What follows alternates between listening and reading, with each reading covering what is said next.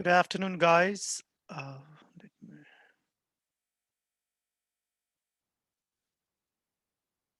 Good afternoon, guys. We'll continue on chapter 8. Chapter 9, the autonomic nervous system, I have already recorded and posted on your canvas, so you can watch that video for the autonomic nervous system.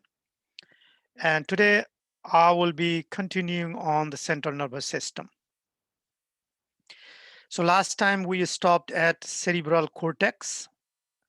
We have two cerebral cortex separated from each other by the, the deepest fissure that is called longitudinal fissure here. Okay. Uh, and then each lobe of the brain is separated by the deep convolutions that is called sulcus. And those sulcus are central sulcus, which separate frontal from parietal, lateral sulcus, which separate from frontal and parietal to the temporal, and then this is the parieto-occipital sulcus that separates occipital lobe from parietal lobe. Okay, so these are the just deeper fissure that is called sulcus, and their plural is sulci. Uh, if you see the brain from the top, the main boundary is central sulcus. You can see here, central sulcus. Let me enlarge the slide. Central sulcus. The strip of gyrus in front of central sulcus is called this yellow color is the motor area, and behind the central sulcus is sensory area. Okay, so this purple area is sensory, yellow area is motor. Separated from sensory area perceives sensation from your skin, from your joint. Those are the somatic sensory coming from your body wall. And motor area is motor, which controls your body movements. Okay. Now, if we take this brain section here, so if we separate our brain and give a cut section, let's say you give a cut section, frontal section of the brain means this is the head, and you separate your head from front to back. That is frontal section. So if you cut through the middle of the head and separate from anterior half and posterior half of the brain, you can see the inner structure of the brain here.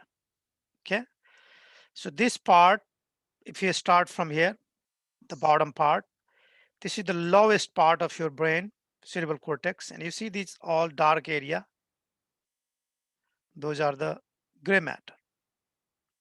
So this is the lowest part, and slowly you go up, you will find the highest point.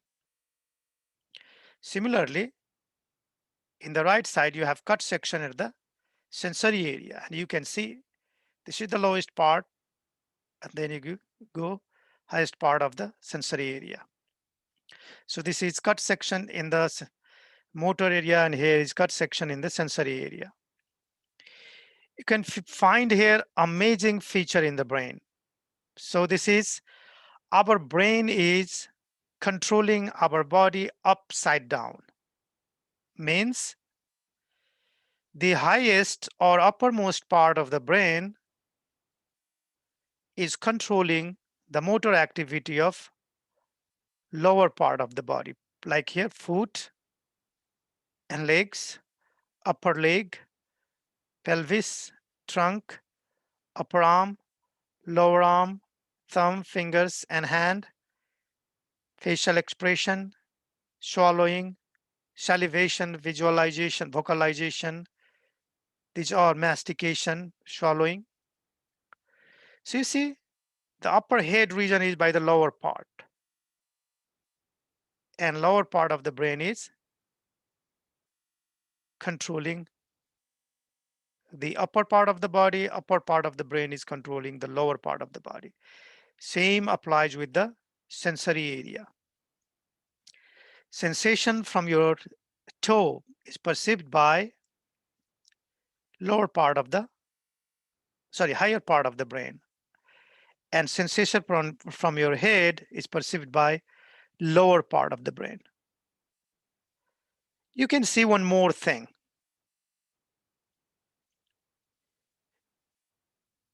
The brain area involved, whether it is sensory or motor area, the brain area involved in sensation or control of body part is not proportional to the size of the body area. It is proportional to how sensitive that area is and how many more receptors are in that area. So you see here, look at the hand and face. Your face, forehead area, above the nose, forehead area and hand. It's a small body part, but you see the brain area, how much brain area is devoted to control the this area. Similarly, you see the lips, very small, but the brain is representing big area of the brain for that small lips. Lower leg is big, but you see very small area is controlling here. So two things. Your brain represents upside down of your body part. That means upper part of the body is controlled by lower part of the brain, and lower part of the body is controlled by upper part of the brain. The brain area involved in controlling or sensation of the body area is not proportional to the size of the body area. It is proportional to the sensitivity of that area and the number of receptors in that area. So larger the number of receptor, more the brain part devoted for that particular area. Okay. Same thing you can see here. This is comparison. Okay. The functional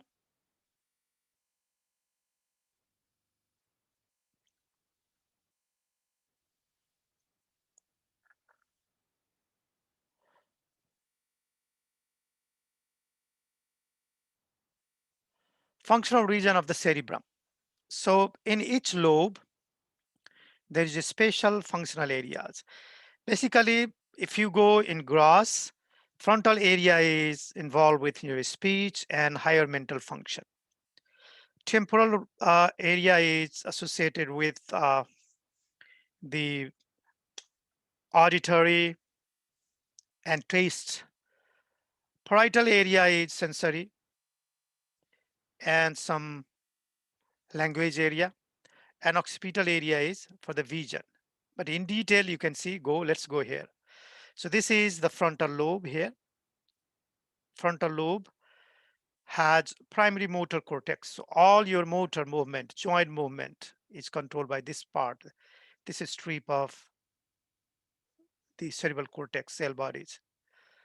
So primary motor cortex involved with control of voluntary muscles. Like when you flex your elbow, this area is involved now.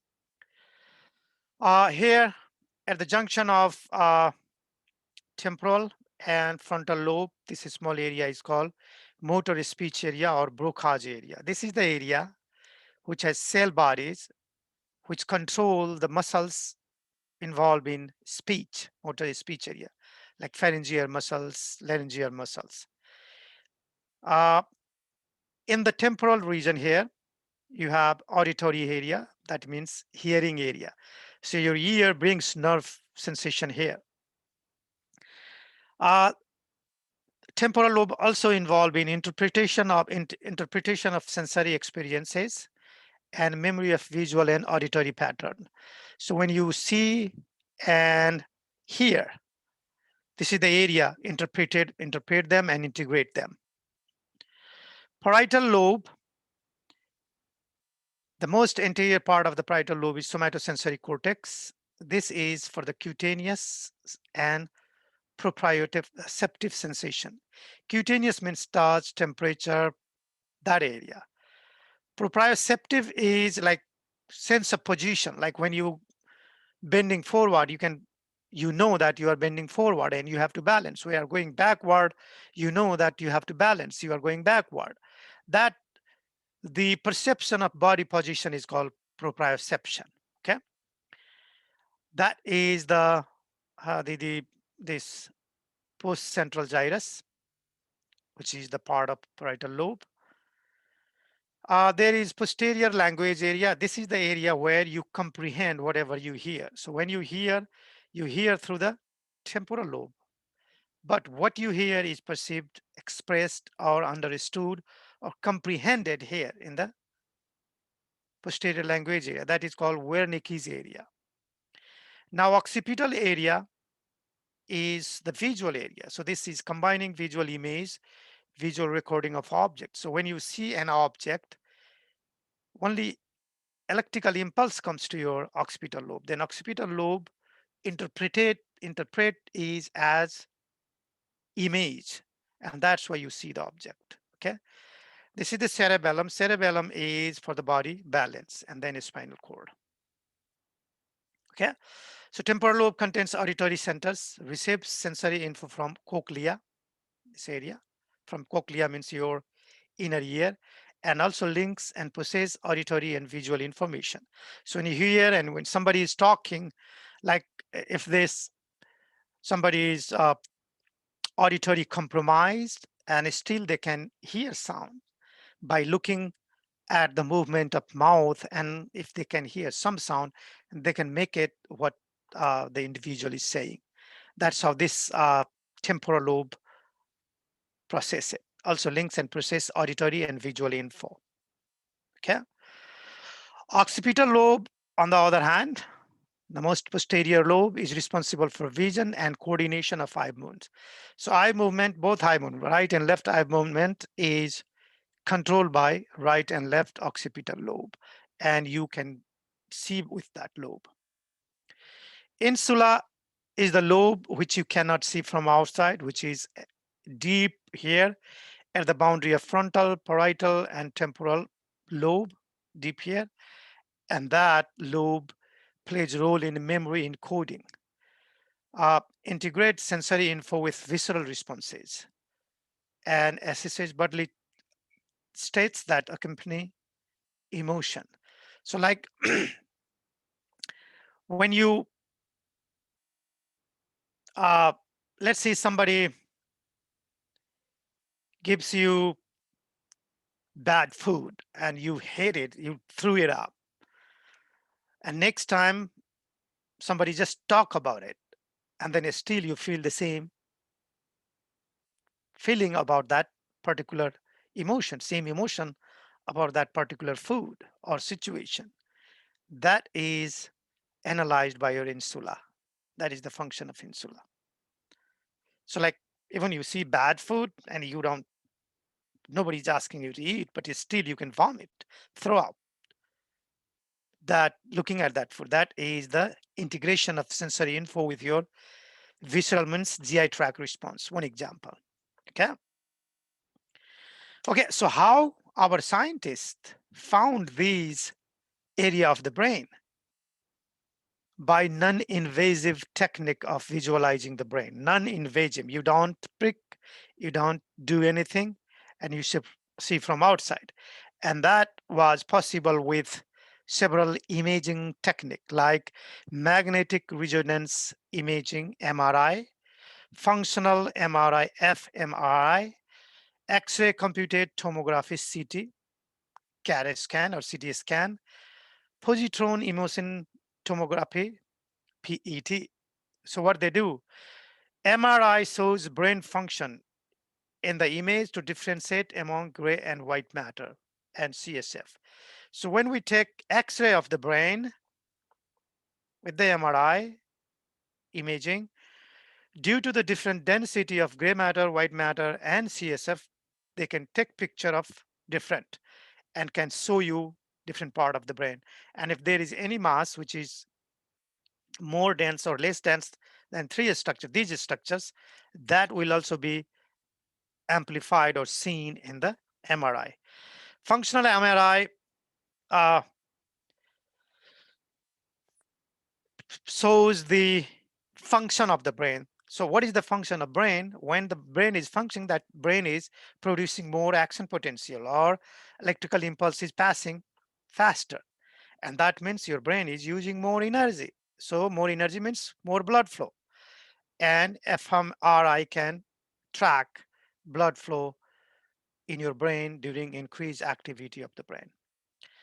Uh, CAT scan visualize soft tissue from the heart, and it is very good in diagnosing any tumor, bleeding, anything inside the brain. Positron emission tomography, it is used to examine brain metabolism and blood flow during or drug distribution. So in this scan, you can see if you, like in the brain sensory area, if you prick finger here, here, different area of the brain have different function you can see in the live MRI scan. Another imaging technique is EEG. EEG is electroencephalogram. This electroencephalogram measures electrical activity of cerebral cortex. And we take electrical activity while the patient is relaxed, doing higher mental function, anxious, frightened, all level of, and they have several waves, alpha, beta, theta, gamma waves. And then we compare those waves of the patient in the normal with the normal wave. This EEG is used a lot to diagnose epilepsy. Epilepsy is a seizure disorder. Epilepsy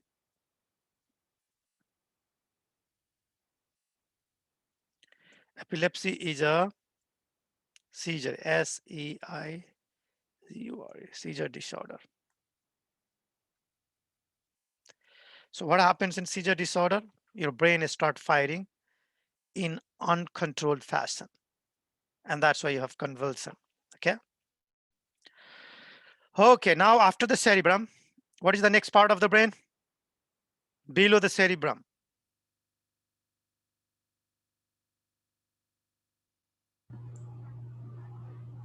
The hypothalamus? Hypothalamus. And between the hypothalamus and the cerebral cortex, deep within the cerebral cortex, there is group of nuclei, group of cell bodies before the diencephalon. That is called basal nuclei. Okay, so let's talk about some functional specialization of the cerebrum or brain.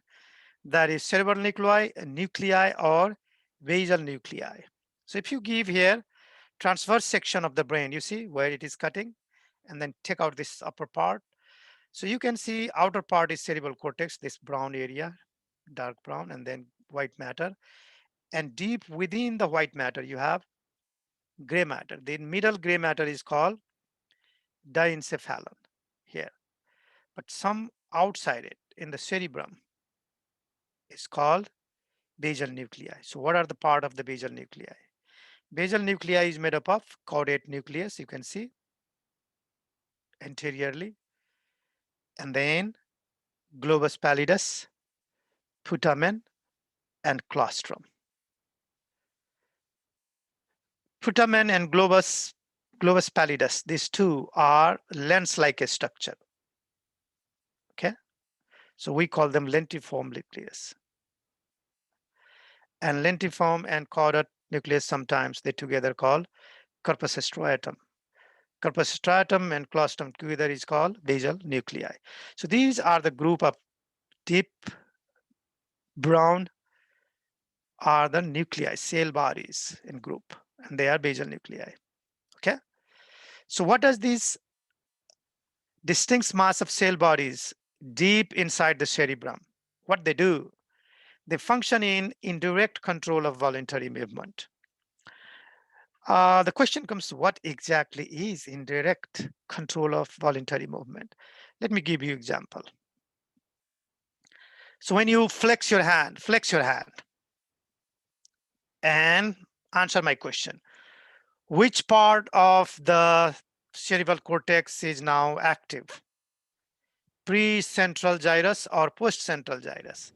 It is pre-central gyrus in the frontal lobe, which is controlling it. This is voluntary movement because my muscle is contracting. But I am sitting down here and my back muscle is contracting now. That's why I am able to maintain my posture. If my muscle is not controlled, then I will not be able to straight my back. But am I conscious about that my back muscle I am contracting? Here I am conscious, but in the back I am not conscious. So this is involuntary control of voluntary muscles. Are you following me?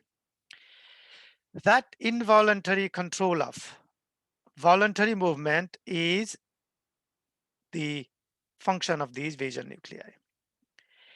And sometimes what happens, some of the neurons here in these caudate nuclei or in this basal ganglia nuclei, if they generate, then we will not have involuntary control of the muscle. So let's see, when you walk, your muscle contract, but when your speed is faster and you try to control, then what happens? You inhibit your muscles contraction. And that happens by indirect control, and that comes from this area. And if there is any degeneration of basal nuclei and other associated nuclei, that will inhibit or that will hinder the indirect control of voluntary movement. And that condition is called Parkinson's disease. Okay, so this is subcortical gray matter. Subcortical gray matter is called basal nuclei, and any degeneration of these nuclei is called causes disease, and that is called Parkinson's disease. Okay.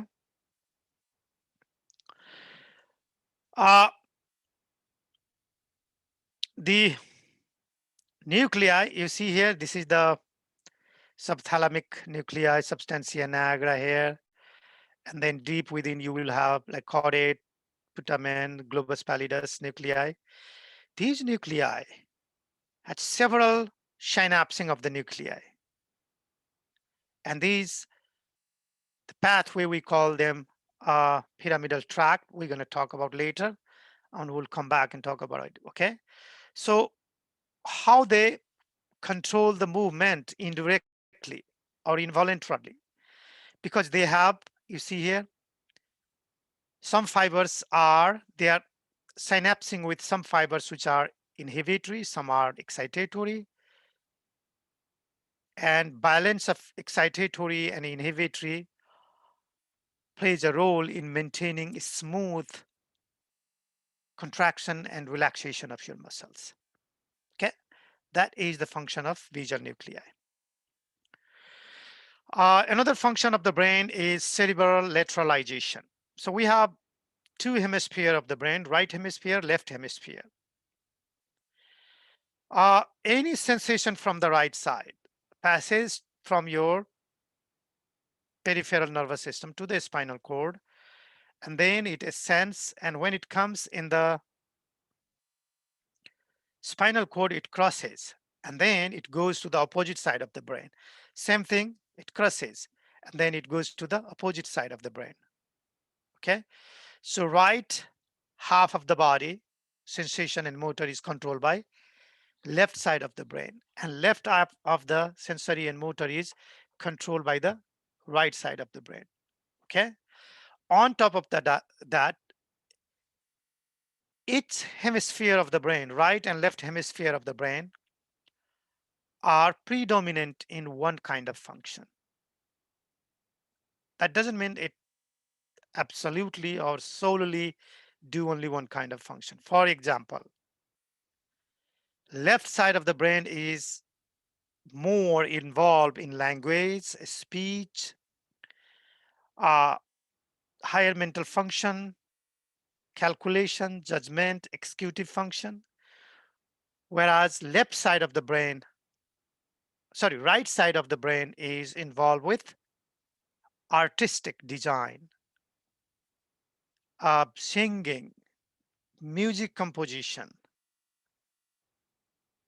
That is called cerebral lateralization. Okay. These two sides of the brain is still connected to each other by a bundle of nerve fibers, and that is called corpus callosum. Okay. So cerebral lateralization refers to a specialization of each hemisphere for certain functions. Each cerebral hemisphere controls movement on opposite side of the body and receives sensory info from opposite side of body. Hemisphere communicate through corpus callosum, which contains about 200 million nerve fibers. Okay.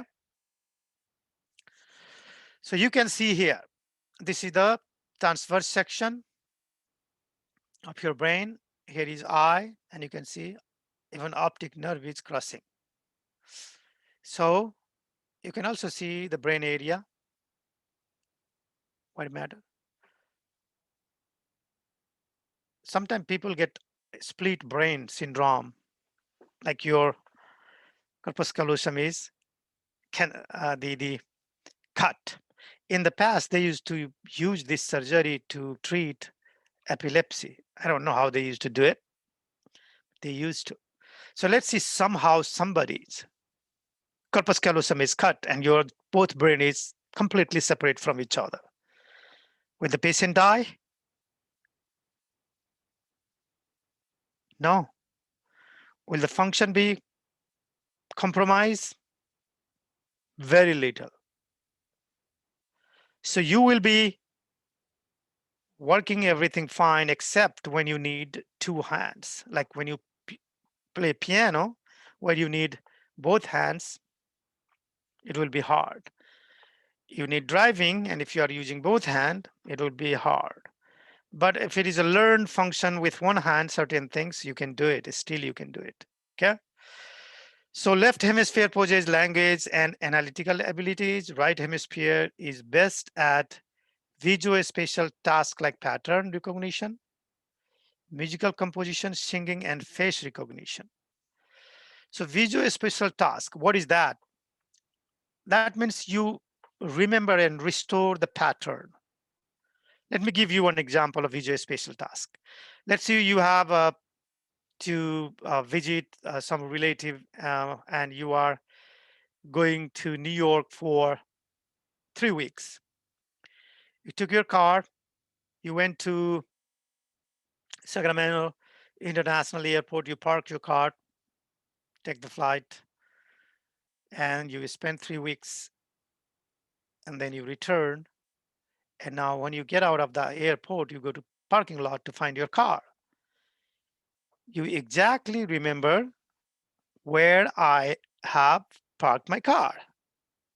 And that is the visual perception of the location of your car. And that is called visuospatial task, like pattern. If you sometimes have you felt sometimes you see a city and you know about that city everything, and then next time you are driving somewhere and you see another city pretty much same way, or it looks like somehow mix and it looks like same way, and then your brain comes, oh my god, it feels like I have seen this kind of city before. That is also visuospatial task. So this kind of task is the function of your right brain. Okay, so left brain is dominant in language. That means if somebody has stroke in the left side of the brain, particularly in the frontal lobe, that person will lose speech. If it is right side, he or she will not lose their speech so much. Okay. So language areas of brain are known mostly for aphasia. Aphasia means lack of speech. Aphasia.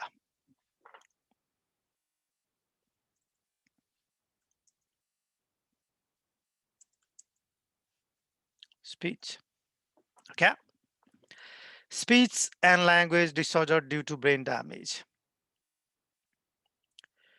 Uh, in the frontal lobe, so here you have Broca's area.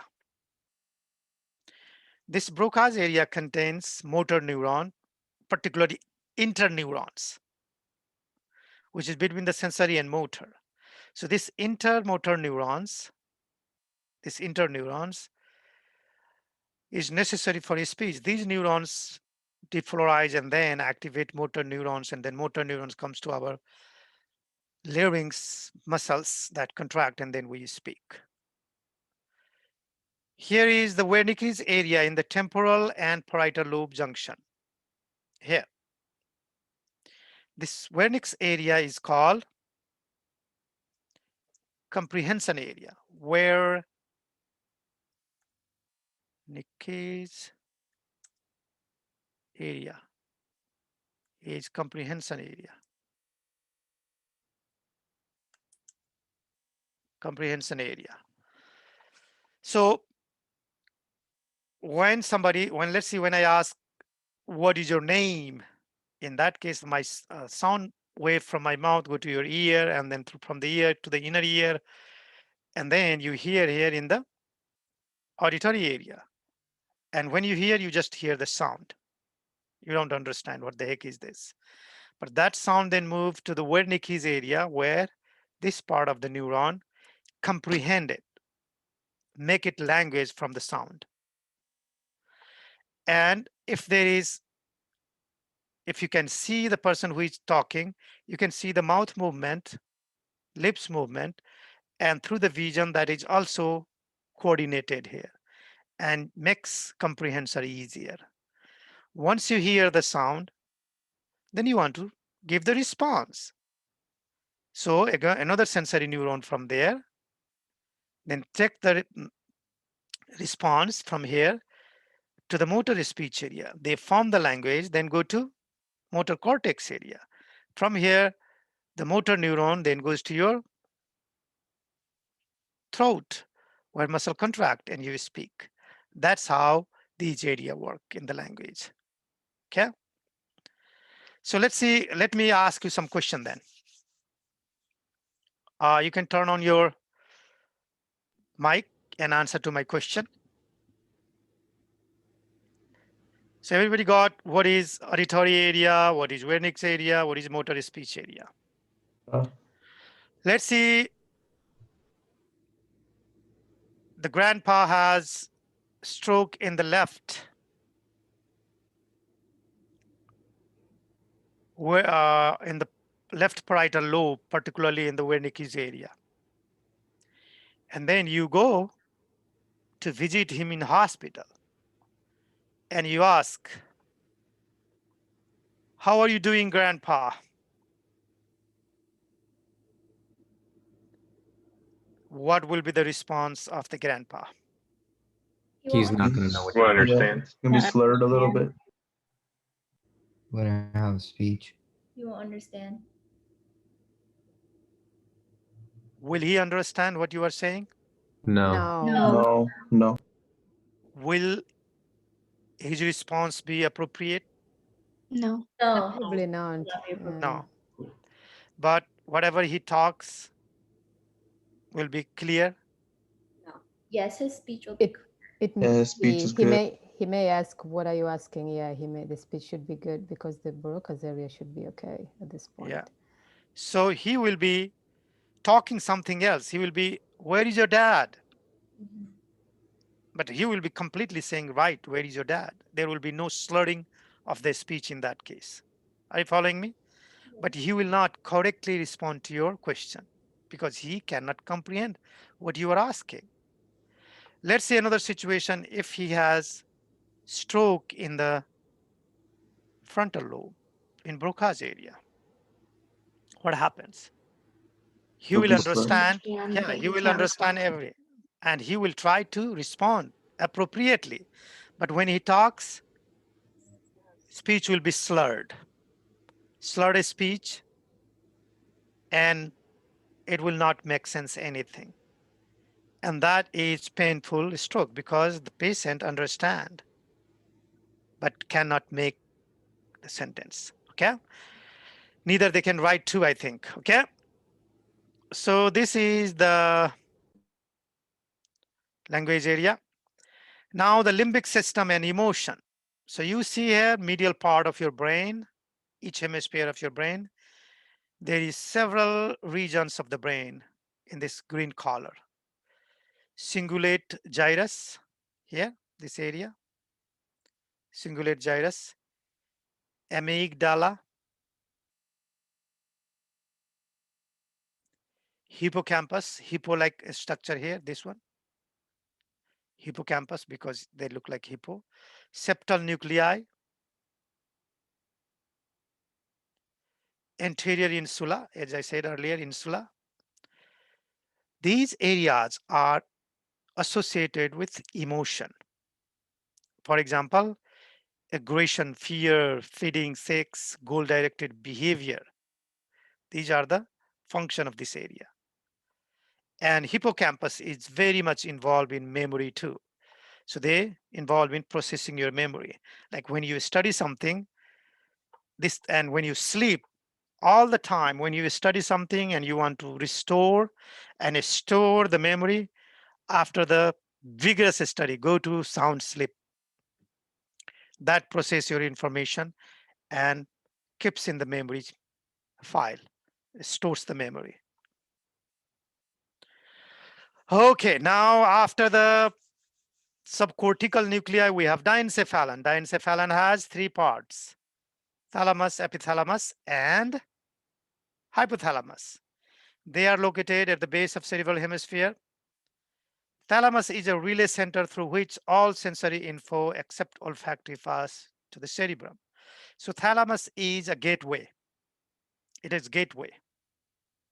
What happens? Let's say you pinch your finger.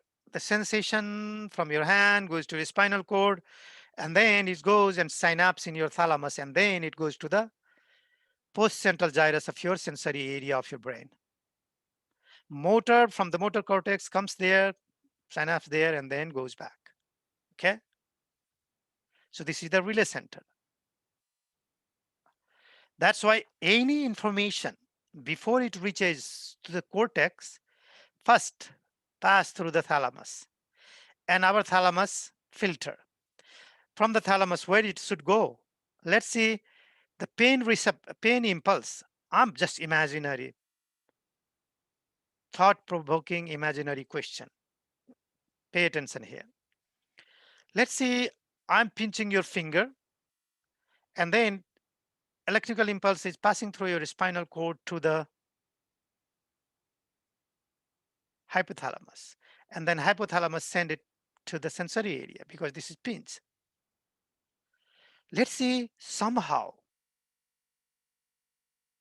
that electrical impulse reaches your auditory lobe area of your temporal lobe. What will happen? You hear sound? Yeah, you're going to hear sound something, but there is no sound. When you hear some sound, if there is not sound, what is that called? Hallucination? Hallucination. Good, good, good. Hallucination. When you have hallucination, when you are schizophrenic. Okay. So hypothalamus is a gateway and traffic. It sends where it needs to go. Okay. It also plays a role in level of arousal. Let me give you one more thing. Hypothalamus can give you arousal or can make you ignore the stimulus. Let me give you one example. So let's say your house is nearby airport and every day plane is flying above your house. In that house, you are a mother of newborn baby and you are sleeping in the night time. When you sleep, the noise of plane never wake you up. But a simple cry of your newborn baby easily wake you up. Why that happens? Because thalamus ignore that sensory info, suppress it. and the more important, it easily goes there. That's why. In a schizophrenic patient, what happens? A schizophrenic patient gets stimulus, impulse like us. But when it reaches the thalamus, due to imbalance of neurotransmitter, they bombard in different direction. So like simple cold sensation turn into sound, the touch sensation turn into visual sensation, and these schizophrenic patient can start seeing object. They start seeing Jesus in front of them. They start seeing their dead parents. They start seeing, hear sound like somebody is prosecuting them. And that's why they hear those sounds. They smell, they taste, which is not there. That's why these things happen. Okay. Epithalamus contains the choroid plexus. So epithalamus, you see the pink area, that is called choroid plexus, and that secretes CSF. CSF filters your ventricles of the brain and subarachnoid space, which provide nutrition and maintain homeostasis of our brain. The epithalamus also contains pineal gland, which is in the posterior side, and that produces melatonin. Melatonin is a natural sleeping pill. Melatonin creates dark night in your brain so you can go and sleep. Okay. Involved in sleep cycle and seasonal reproduction. Melatonin is increased more in animal in particular time for the reproduction. It does not apply in human body. Human has like 12 months period of reproduction, so we don't have that variation. Hypothalamus, another part of the diencephalon. Hypothalamus is the master organ, master endocrine gland of the body. So you see, hypothalamus is hypo to the thalamus. That's why you call them hypothalamus. It has several types of nuclei. You can see dorsomedial, paraventricle, anterior, preoptic, ventromedial, posterior. These all are the nuclei. And hypothalamus is directly connected with the pituitary gland. Pituitary gland has anterior pituitary and posterior pituitary. So hypothalamus produce releasing hormone that acts on the anterior pituitary, and then anterior pituitary then produce trophic hormone. That trophic hormone then activates other endocrine glands in the body, and then endocrine glands produce hormone, and those hormones control our body. Whereas hypothalamus produce some hormone, particularly oxytocin and antidiuretic hormone, which is stored here in the posterior pituitary gland and then released from here and function in the body. So let's see, apart from this function, hypothalamus has other vital functions. So this is the most important structure for the homeostasis. Contains neural center for hunger. So hunger is controlled by this area. Thirst, body temperature, regulates your sleep, emotion, sexual arousal, anger, fear, pain, and pleasure. It also controls release of hormone from anterior pituitary because they produce what hormone? They produce hypothalamus. Produce releasing hormone.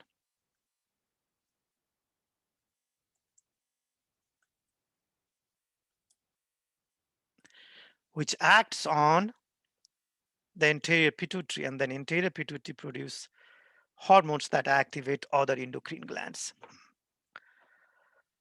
Posterior pituitary particularly produces, the hypothalamus also produces ADH and oxytocin, and that is stored here in the posterior pituitary.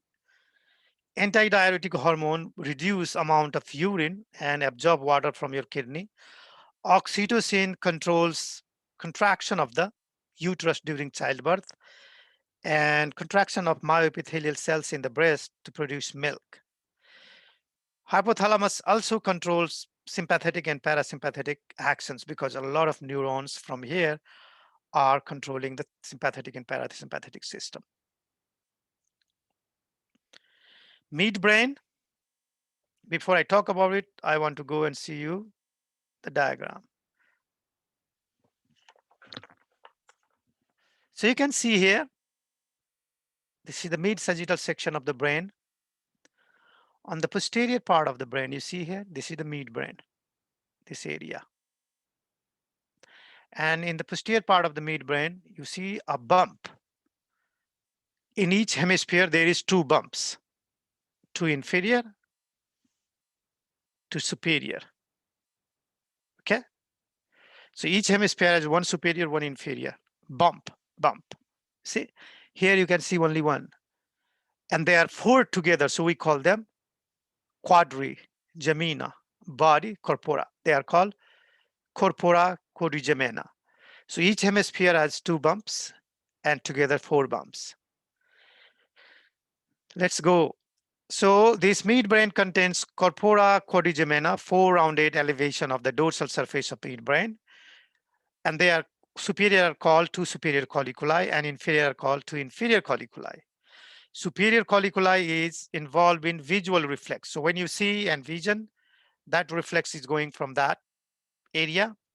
Inferior colliculi is responsible for relaying auditory information. And in midbrain, there is other group of neuron that is called red nucleus and substantia niagara. This substantia niagara is black bodies there in that area. The Niagara is nigra is the color. Like in the past, this word is discarded now. We don't use this word, but in the past, those things were like common. So scientists, anatomists put this area, dark area, as the Niagara name, and that is still used. Okay, involved in motor coordination. So this area of the midbrain is also connected to the basal nuclei, and that's why they control the involuntary movement of voluntary muscles. And here, substantia niagara has dopaminergic neuron. That means they produce dopamine at their nerve terminal. If they degenerate, that cause Parkinson's disease, and Parkinson's disease is characterized by cogwheel rigidity, resting tremor, and difficulty in initiating voluntary movement. So have you seen a Parkinson patient? So let's see, if I flex my elbow, what happens? I flex, I extend. I flex, I extend, because my inhibitory and excitatory, both neurotransmitters are working properly because I have basal ganglia. All inhibitory fibers, excitatory fibers are working together. But if there is degeneration, then what happens? Sometimes this will not be a smooth contraction. So what happens? When you extend slowly, and then when you flex, it will be like cogwheel. And that is called cogwheel rigidity. Resting tremor, like usually people have tremor when they try to do something. And that is found in the some drug side effects. But resting tremor means you are doing nothing, you are holding your hand and still your hand is moving. That is called resting tremor. The Hitler was suffering from this disease. That's why in the later age, if you see his hand, whenever he was in public, his hand was always in pocket because he was suffering from this Parkinson's disease and he was hiding it from his aides. Okay. Resting difficulty in initiating voluntary movement. So when they start and then they jump, like they have no balance of the movements. Okay. They have expressionless face. They have wide gait. If in the class, I used to show everybody how you do it. So let's see if I'm walking here, I walk, and if I want to take left turn, what I do, I just take the left turn. But these people, they go walk, walk, walk, walk, walk, and then if they have to take turn, they take wide gait. They take slowly. It takes long, wide angle to turn left. That is called the wide gait. Okay, hindbrain is pons, cerebellum, and medulla. And in the hindbrain, the most important function of the hindbrain, particularly in the pons, cerebellum, and medulla. So medulla and pons has vital centers. Let's talk about the brain stem then first. So brain stem contains hindbrain and some other part, midbrain. So here, in the brain stem, which is midbrain, pons, and medulla oblongata, you can see the spatial nuclei of different color. In the pons, pons means breeze, you see, this is the breeze between midbrain and medulla oblongata. It contains respiratory brain stem center. So brain stem respiratory center. It has pneumotaxic area, it has apnestic area, and in the medulla oblongata, you have rhythmicity area. Together we call them brain stem respiratory center. So what this area do? This rhythmicity area can fire and increase electrical impulse automatically all the time. And that's why your diaphragm is contracting regularly and maintaining it, okay?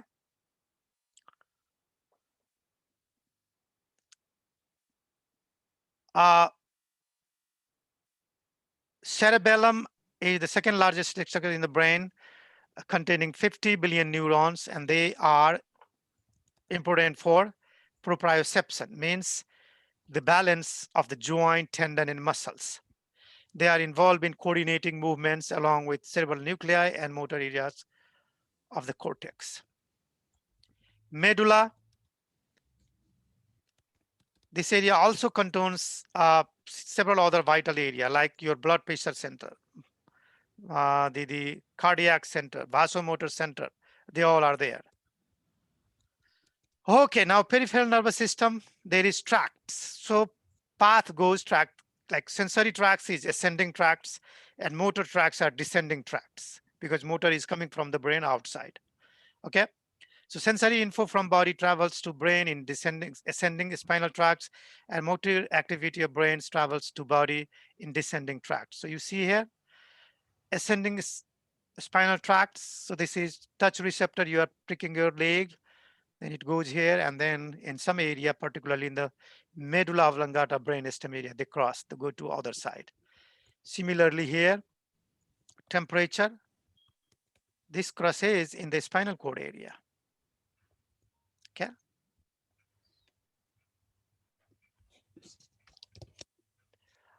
Then there is descending tract, spinal tract, the motor area. So it is coming from the primary area of the cerebral cortex, and then it passed down through the pyramid of the medulla oblongata, and then it goes to the muscles wherever it needs to go.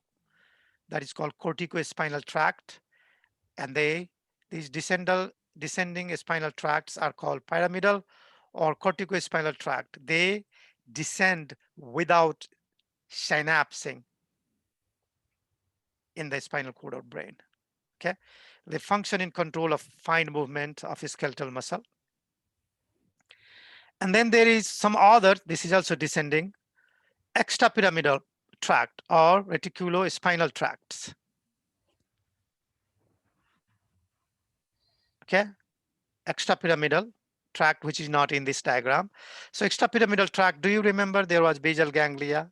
So some tract from motor neuron, from cerebral cortex motor area, it comes in the basal ganglia, and then the synapse, and then they go outside.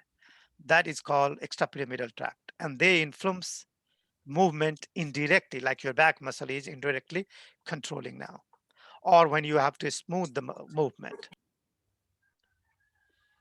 Peripheral nervous system, I'm going to say in a spinal cord here. This is the sensory pathway, sensory neuron to the sensory dorsal root ganglia, where the synapse, interneuron, and then motor fiber coming.